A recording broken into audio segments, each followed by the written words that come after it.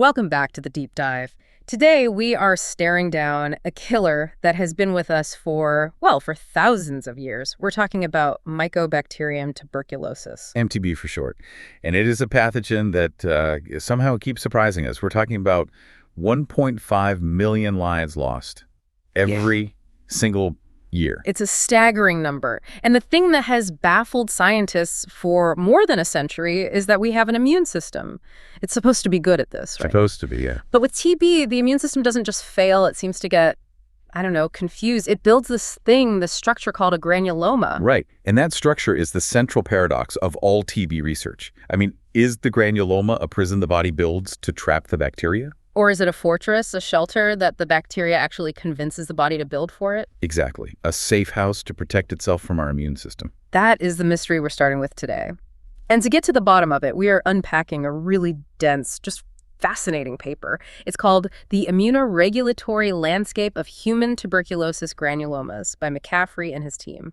And the technology they used to do it is, well, it's something else. It sounds like something out of science fiction. MIBI-TOF. MIBI-TOF. It stands for multiplexed ion beam imaging by time of flight. Okay, you have to break that down for us. So traditionally, if you want to see different cells in a tissue slice, you tag them with antibodies that have like a fluorescent color on them. Red, green, blue, the basics. But if you try to tag, say, 30 different things, all those colors just blur together.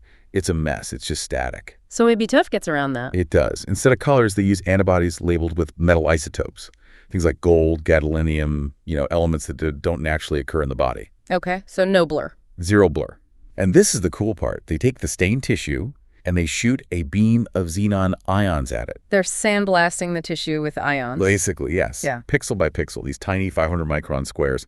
The beam vaporizes a tiny spot, and a mass spectrometer catches the atoms as they fly off and weighs them. Ah, so because gold weighs differently than gadolinium, you can tell them apart perfectly. Perfectly. It lets them create this Google Earth map of the immune battlefield, tracking 37 different proteins all at the same time on one slide. That is wild. So our mission today is to walk through this paper almost sentence by sentence and map the geography of this granuloma. And uncover the hacks the bacteria uses. And then see how all of that, incredibly, shows up in your blood. It's a journey from the microscopic all the way to the systemic. So let's start with the data set itself. They weren't just looking at one type of sample. No, not at all. This was comprehensive. They used archival tissues from Stanford in the U.S. and from KwaZulu-Natal in South Africa. So different patient populations. Right, and different stages of disease. They had biopsies, they had resections from people with advanced TB, and even postmortem samples. And they mapped everything: lungs, lymph nodes, the pleural cavity, even vertebrae. TD really does go everywhere. So they have these metal maps. What's next? How do they identify individual cells? Well, they used an AI called DeepCell to basically draw a circle around every single cell using markers for the nucleus and the cell membrane. They took a census of the battlefield. A perfect way to put it. And they found 19 unique cell subsets, all organized into 8 distinct spatial microenvironments. Okay, let's talk about that geography. The paper calls them cell phenotype maps. It's not just a soup of cells, is it? It's structured. Highly structured. Think of it like a castle. In the very center, you have the myeloid core. The core, that's where the macrophages are and where the bacteria are actually living. Exactly. And surrounding that castle like a moat or an army laying siege, you have the lymphocytic cuff. The cuff. So that's the outer ring filled with the soldiers, the T cells and B cells, just waiting outside the gates. You got it. So before we get into the drama of why they're just waiting, let's do our first quick recap and check-in. Let's do it. So to lock this in your mind, first, the tool, MIBI-TOF. Just think metal imaging. It lets us see 37 things at once by weighing atoms. No blurry colors. Second, the map. It's a castle and moat.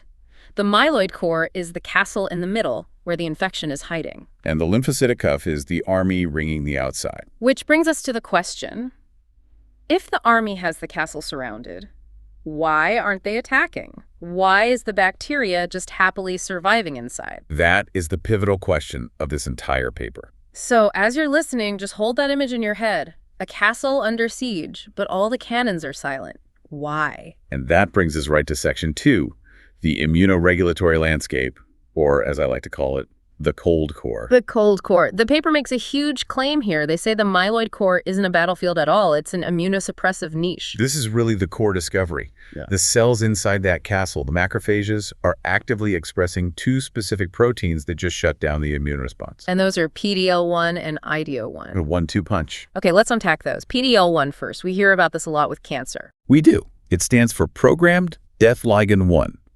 Think of it as a stop sign or a brake.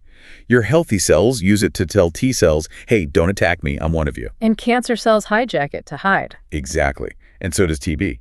Then you have IDO1. What's that one do? Indolamine 2-phthalate 3-dioxygenase 1. It's an enzyme. Its only job is to break down an amino acid called tryptophan. Okay, why does that matter? Because T cells need tryptophan to survive and to multiply. So IDO1 essentially starves any T cell that tries to enter the area. So wait, the macrophages, the very cells that are supposed to be eating the bacteria, are holding up a stop sign that's PD-L1 with one hand. And with the other, they're taking away all the food that's IDO1. Wow, so they're a package deal. A huge package deal. The data showed a Pearson correlation of 0.67, which is incredibly high. Basically, wherever you find one, you almost always find the other. And the paper gets really specific about which cells are doing this. It's not just any macrophage. No, the highest expression was on these CD11B plus CD11C plus macrophages and a type of monocyte. Oh. But the real factories of suppression were the multinucleated giant cells, the MNGCs. The giants. These are enormous cells formed when multiple macrophages fuse together. The study found that 100% of them expressed IDO1. 100%. And about 85% expressed PD-L1.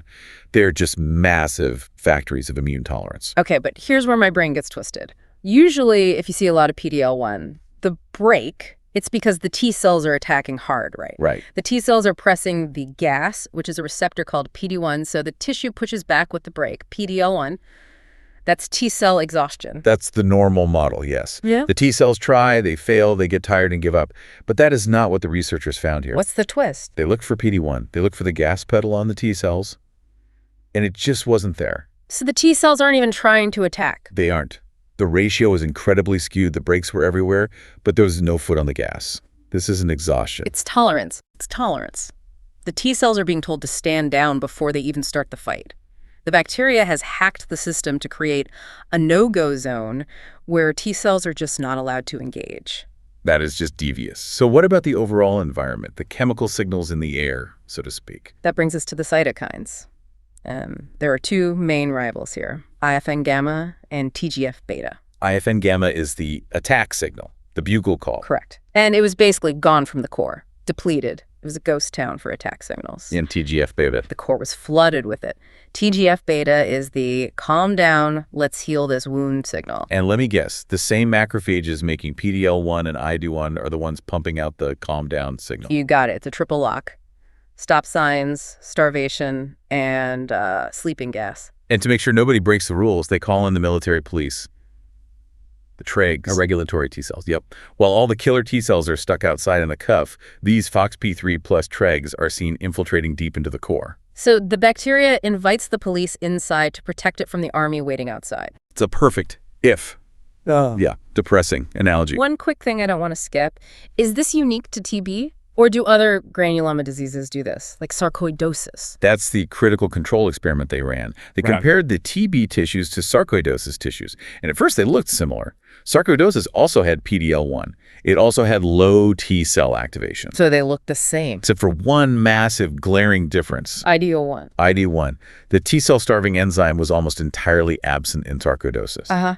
So that's the MTB signature. That seems to be the specific weapon that MTB brings to the fight. It's the key to its fortress. Okay, this is a lot. Let's hit recap number 2. Let's break it down. First, the mechanism. The core is a cold zone. The macrophages in there are using a double whammy of PD-L1, the brake, and IDO1, the starvation enzyme. Right. Second, the distinction. This isn't T cell exhaustion. It's tolerance. The T cells aren't even trying to fight because there's no PD-1 signal. They're being tricked. Third, the atmosphere. The whole area is flooded with TGF beta, the calm down signal, and has no IFN gamma, the attack signal, a suppressive environment. And finally, the unique fingerprint. That IDO1 expression is the key. It separates TB granulomas from other diseases like sarcoidosis. Spot on. So here's a question for you listening. If all of this complex suppression is happening deep inside your lung tissue, totally microscopic and hidden away. Can you see any sign of it in the blood? Does the castle's business echo outside the walls? And that takes us to section 4. From tissue to blood. The answer is a clear yes. The authors did something really smart here. They didn't just stop at the tissue. They took their findings, PD-L1, IDO1, and did a huge meta-analysis of public blood data sets. Yeah, this was good data. 24 cohorts, over 1,500 patients, and they found what they call a mirror effect. What happens in the granuloma is reflected in the blood. Exactly. Yeah. Patients with active TB had significantly upregulated levels of CD274. Which is just the gene name for PD-L1. Right. And they also saw upregulated IDO1 in the blood. But just as importantly, they saw downregulated T-cell activation markers, like PD-1. The exact same signature they saw in the tissue. The exact same signature. And it was specific. Latent TB patients looked more like healthy controls. Okay, but this is the part that just blew my mind. The adolescent cohort study, this wasn't just a snapshot in time. This was like watching a movie of the disease developing. This is the holy grail for diagnostics, right? They tracked a large group of teenagers who had latent TB to see who would progress to active disease. They wanted to see the warning signs. And what did that PD-L1 signal do? The blood levels of PD-L1, of CD274, they spiked. And they spiked 6 to 12 months before the person was clinically diagnosed. Let's just pause on that. 6 months to a year before a cough, before a fever. Long before any symptoms.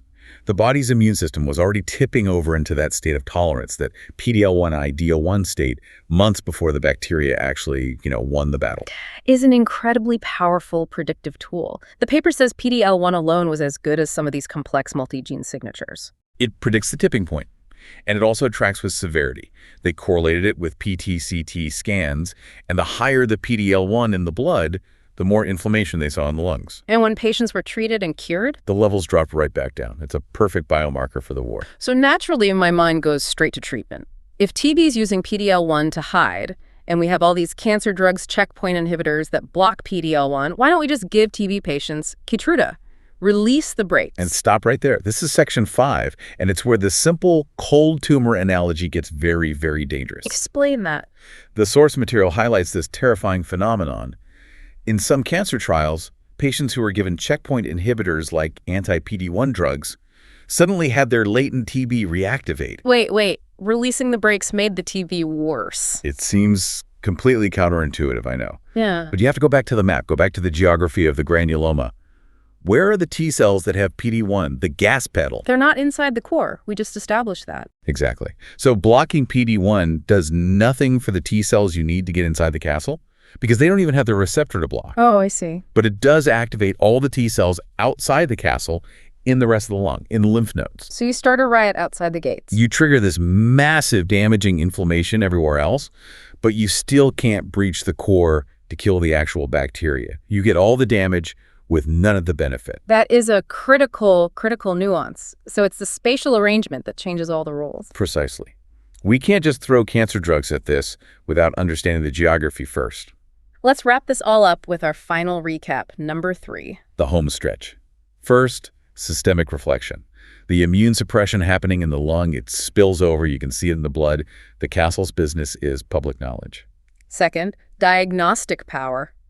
That rising PD-L1 signal is a smoking gun. It can predict active TB 6 to 12 months before symptoms appear. A true game changer. Third, the tipping point. This signal isn't just a marker.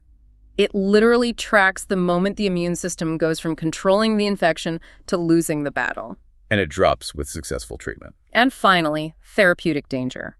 Because the right T cells in the right place inside the core lack PD-1, simply blocking these checkpoints can backfire spectacularly. A perfect summary of a very complex situation. So this brings us to the outro.